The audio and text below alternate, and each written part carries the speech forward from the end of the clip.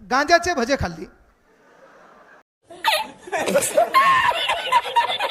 एक राजा होता, त्याचा एक प्रधान सेवक होता आणि त्याला नेहमी सवय होती, जे बी होतंय चांगल्यासाठी होते.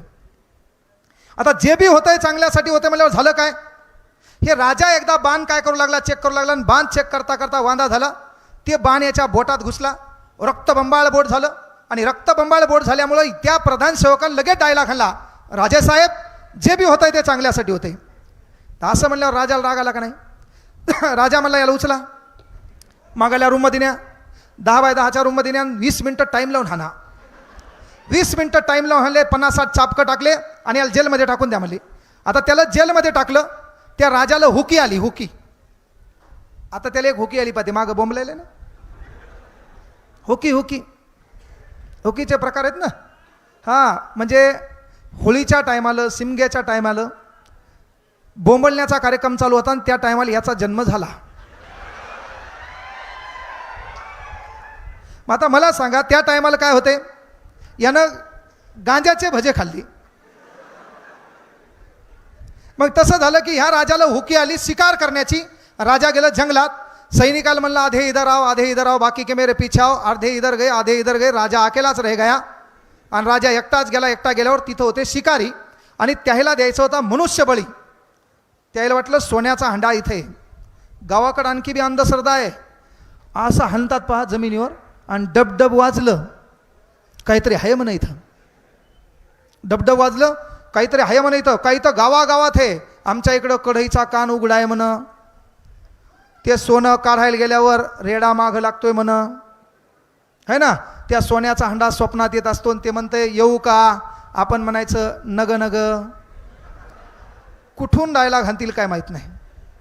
तर हा राजा त्या शिकाऱ्याने पकडला आणि शिकारी म्हणले की आपल्याला नरबळी द्यायचा आहे. राजा एवढा चांद भटलाय, दिसायला बी गोंडस आहे, इसका कार्यक्रम बजा देंगे. त्या राजाला झोपवलं, नेमकं कापणार तेव्हा कापता कापता एकाचं लक्ष गेलं त्याची करंगळीवर. त्याचं बोट तुटलेलं होतं, जे बाण लागला होता सकाळी. ते म्हणले बळी अखंड पाहिजे, राजाला कापता येत नाही. राजा म्हणला जे बी होते ते चांगल्यासाठी होते. आता राजा असं म्हणला, एवढ्यावर संपलं नाही. राजानं जेव्हा कपडे गिपडे घातले, राजा घोड्यावर बसला.